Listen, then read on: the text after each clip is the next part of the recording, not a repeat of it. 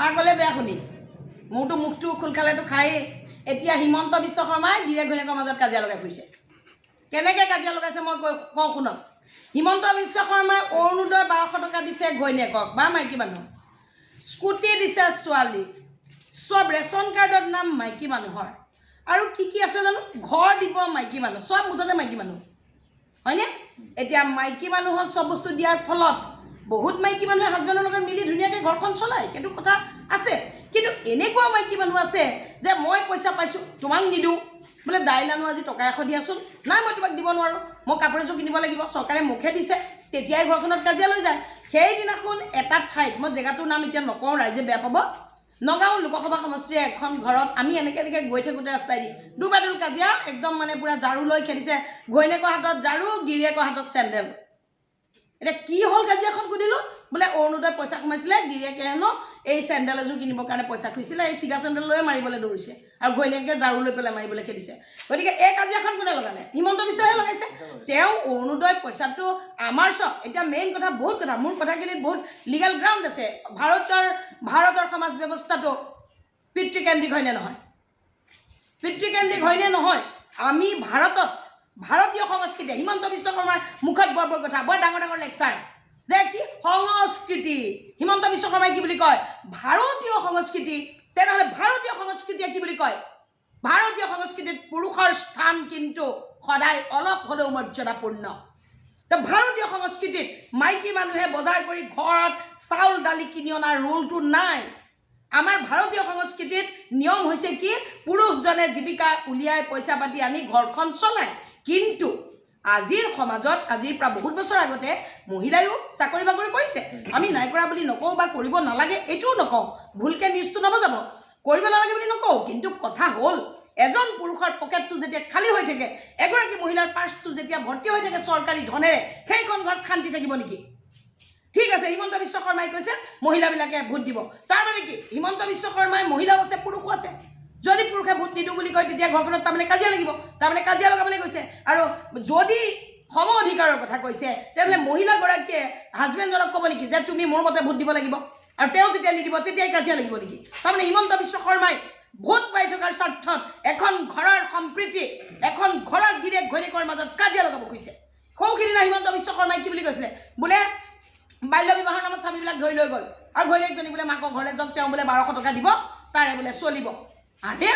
গিৰিয়েকৰ বুকৰ পৰা ঘৈণীয়েকক অতৰাই থকাৰ পৰম্পৰা হিমন্ত বিশ্ব শৰ্মাই আৰম্ভ কৰিছে এটা পৰিয়ালত দুটা ল'ৰা আছে মই নিজে চিনাকি নাম নকওঁ ক'ব পাৰোঁ কিন্তু দৰকাৰ হ'লে মই প্ৰমাণ দি দিম এটা ঘৰত দুটা টুইন ল'ৰা ছোৱালী জজা দুটা ল'ৰা ছোৱালী মেট্ৰিকত দুটা ল'ৰা ছোৱালীয়ে একে নম্বৰ লৈ ফাৰ্ষ্ট ডিভিজন পাছ কৰিলে ছোৱালীজনীক স্কুটি দিলে ল'ৰাটোক নিদিলে সেইখন ঘৰত শান্তি থাকিবনে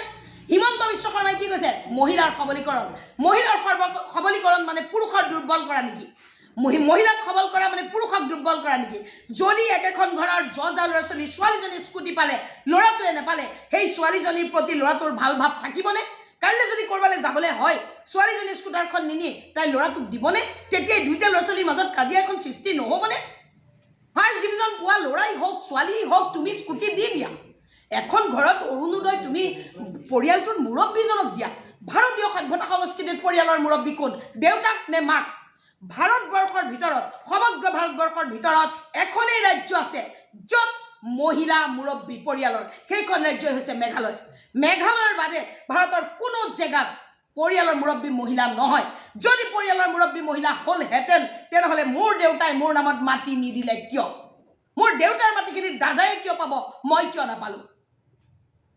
আজি 2005 চনতহে আইন কৰিছে ছোৱালীয়ে মাটি পাব লাগে কিন্তু ছোৱালীয়ে মাটি পাব লাগে বুলি আইন কৰিছে এতিয়া তাৰমানে মই মোৰ দেউতাক আদালতলৈ লৈ যাব লাগিব মাটি খুজি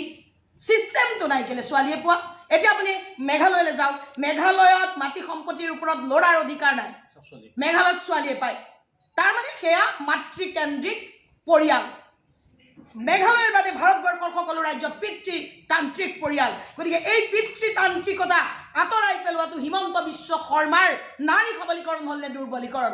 আজি তেওঁ 1200 টকা অৰুণোদয় দি এগৰাকী মহিলাক স্বামীৰ লগত কাজিয়া কৰাইছে সেই স্বামীজনে যদি কাইলৈ কৈ দিয়ে যে তোক মোক নালাগে যা ডিভোৰ্চ দিছোঁ হিমন্তই আহি পেলাই তেওঁক গোটেই জীৱন খুৱাব নেকি তেওঁ আঁচনি দিছে দিয়ক আমি বেয়া নাপাওঁ আমাৰ পৰিয়ালত যদি আৰ্থিকভাৱে দুৰ্বল এজন সদস্য থাকে মোৰ ধৰক ককাই ভাই আছে 10টা তাৰে এটা ককাই ভাই ধৰক একেবাৰে ইনকাম নাই আমি বাকী 9টাই মিলি তেওঁ পৰিয়াল চলোৱাটো আমাৰ দায়িত্ব ঠিক তেনেকৈ আমাৰ দেশখনত যিখিনি দৰিদ্ৰ মানুহ নিজে কৰি খাবলৈ উপায় নাই তেওঁলোকক আঁচনি দিছে আমি বেয়া নাপাওঁ কিন্তু ঘৰে ঘৰে ঘৰ কি কাজিয়া ঘৰ কি আঁচনি নহয় কিন্তু ঘৰ কি কাজিয়া লগাই দিলে হিমন্ত বিশ্ব শৰ্মাই এই কথাক আমি ধিক্কাৰ দিছোঁ আৰু মই এমপি হোৱাৰ পাছত প্ৰকৃত দৰিদ্ৰজনে আঁচনি পাব লাগিব যদি এনেকুৱাই আছে মোদী গভৰ্ণমেণ্টৰ চিষ্টেম যে কেৱল মহিলাকহে দিব অৰুণোদয় ঠিক আছে অৰুণোদয় দিয়ক 50% মহিলাক দিয়ক এখন ঘৰৰ 50% পুৰুষক দিয়ক হাজবেণ্ডৰ একাউণ্টত 600 টকা সোমাওক ৱাইফৰ একাউণ্টত 600 টকা সোমাওক that is call equality equality মতে মহিলাক উদণ্ড কৰি পেলোৱা নহয় ইকুৱেলিটি মতে গিৰেক ঘৈণীয়েকৰ মাজত কাজিয়া লগা নহয় ইকুৱেলিটি মানে হ'ল এখন ঘৰক ক্ষমতা ৰক্ষা কৰি ঘৰখনত সুখ শান্তি বিৰাজ কৰোৱাটো বহুত ধন্যবাদ থাকিল আপোনালৈ